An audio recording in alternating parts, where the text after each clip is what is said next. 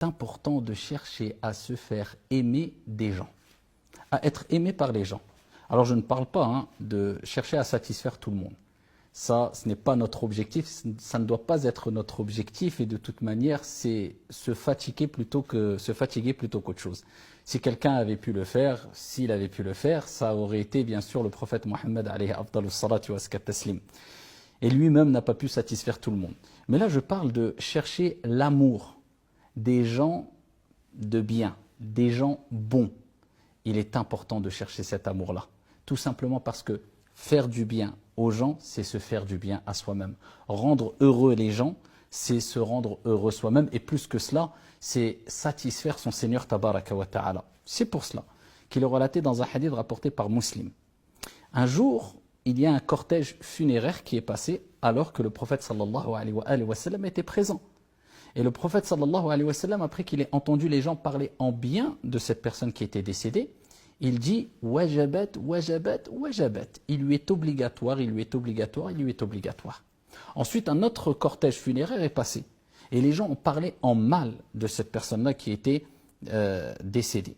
Et le prophète sallallahu alayhi wa sallam a dit à 3 reprises « Wajabat, wajabat, wajabat ». Il lui est obligatoire, il lui est obligatoire, il lui est obligatoire. Omar ibn al-Khattab radiyallahu anhu, pris d'étonnement, interroge le prophète alayhi salatu wa sallam sur cette parole. Il est obligatoire ou il lui est obligatoire, wajabat.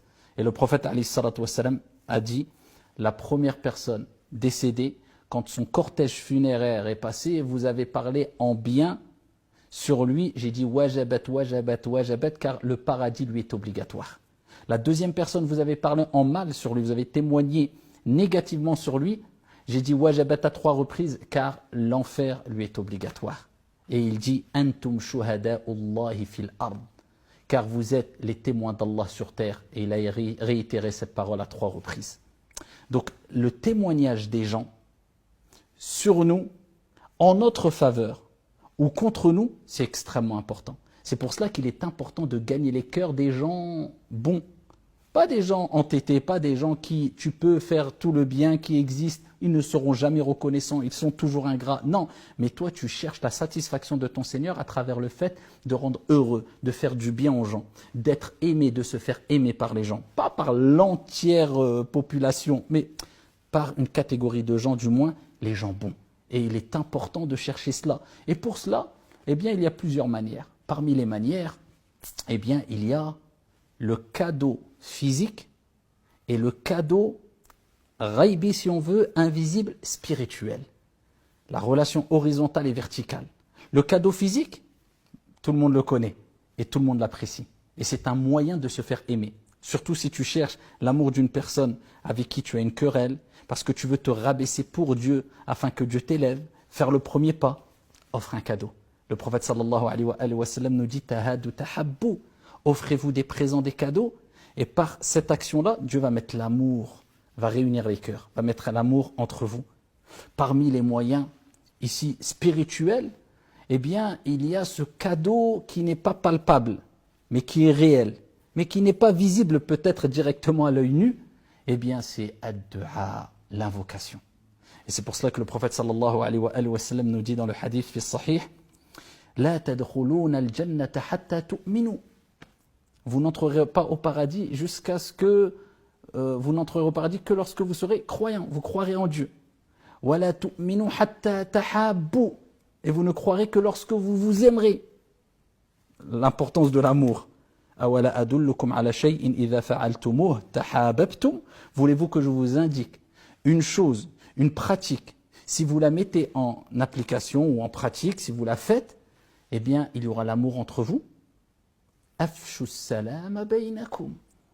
Transmettez-vous le salam entre vous, la salutation de paix. Et qu'est-ce que ça a à voir avec le dua? Eh bien, on oublie trop souvent que dire assalamu alaykum, c'est une dua, c'est une invocation. C'est pour cela que on a rendu quelquefois des pratiques religieuses, des sunan, des recommandations divines et prophétiques trop mécaniques, vides de spiritualité. Il faut refaire vivre ces pratiques-là. Quand je dis assalamu alaykum, j'invoque en faveur de mon frère. Je dis que la paix soit sur toi. On cherche toutes et tous la paix, intérieure et extérieure. qu'est-ce qu'il y a de meilleur que cette paix intérieure et cette paix extérieure?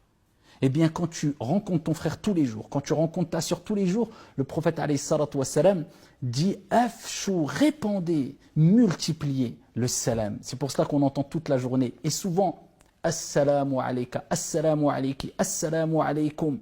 Mais est-ce qu'on invoque avec sincérité et avec un minimum de concentration, en espérant le bien pour son frère? Je pense que les relations entre nous changeront.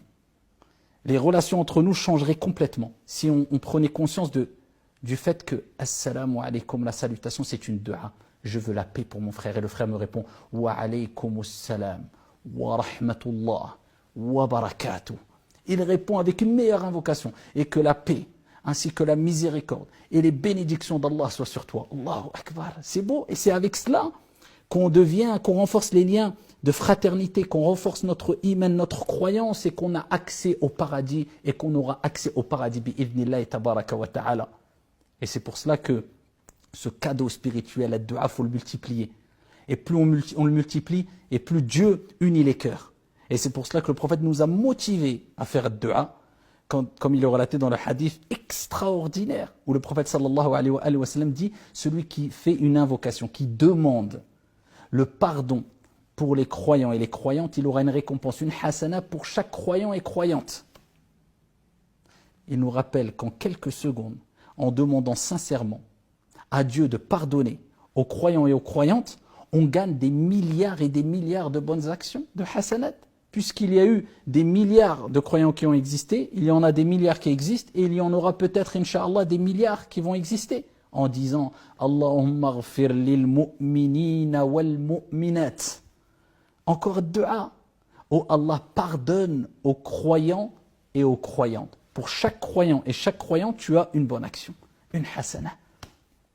Pour nous motiver à invoquer en faveur de vos frères. Invoquer le pardon d'Allah subhanahu wa ta'ala, la miséricorde, la bénédiction, les uns et les autres. Jusqu'à ce que le prophète sallallahu alayhi wa sallam nous a dit, quand tu fais une invocation pour ton frère, tu es par exemple en prosternation, et tu dis Allahumma ghfir li akhi, eh bien il y a un ange qui dit et pour toi de même. Ça veut dire non seulement tu lis ton cœur avec le cœur de ton frère avec qui tu invoques, tu provoques le fait que Allah va créer une certaine affection, réconciliation, un amour entre toi et ton frère, mais en plus de cela, ce que tu demandes pour ton frère, les anges disent et pour toi de même. Donc tu es 100% gagnant. C'est pour cela qu'une des solutions afin qu'Allah Azza wa Jal unisse les cœurs, c'est d'invoquer avec sincérité quand on passe le salam dans nos prières, dans nos prosternations pour nos frères et pour nos sœurs. Et quand on parle du cadeau physique, comme j'ai dit précédemment, bien sûr, c'est de ne pas hésiter à s'offrir des cadeaux, des présents, si minimes soient-ils. C'est extrêmement important et ça, il ne faut pas le négliger. Et bien sûr, pour terminer, pour se faire aimer aussi des gens, eh bien, c'est en se faisant aimer par Allah subhanahu wa ta'ala, en gagnant l'amour d'Allah Azza wa Jal. Comme vous connaissez toutes et tous le hadith, lorsqu'Allah subhanahu wa ta'ala aime une personne, et quand Allah aime une personne, c'est que la personne a mérité. De par sa sincérité, de par sa constance, sa régularité, de par ses bonnes actions. Eh bien, quand Allah aime une personne, il informe l'ange Jibril alayhi salam que cette personne est aimée par Allah subhanahu wa ta'ala. Ensuite, Jibril alayhi salam informe al-malaïka, ces créatures créées de lumière à Nour, dans le paradis, dans les cieux. Imaginez-vous, on cite votre nom, un tel est aimé par Allah, aimez-le. Et voilà que les anges aiment cette personne. Et Allah subhanahu wa ta'ala, de par sa clémence et sa miséricorde, d'une manière qui convient à sa majesté, descend l'amour vis-à-vis de ces personnes-là dans le cœur de ses serviteurs et de qui il veut parmi ses créatures. Et les gens l'aiment. Donc, se faire aimer par les gens, ou être aimé plutôt par les gens, c'est quelque part une preuve, incha'Allah, les gens de bien, bien sûr, et un argument, et peut-être un signe, incha'Allah, qu'Allah subhanahu wa ta'ala, le créateur des cieux et de la terre, t'aime. Parce qu'il a sûrement informé Jibril alayhi salam, qui lui a informé les anges de son amour vis-à-vis de toi. Donc, on se fait aimer par Allah et par les gens, eh bien, en offrant des cadeaux, en faisant des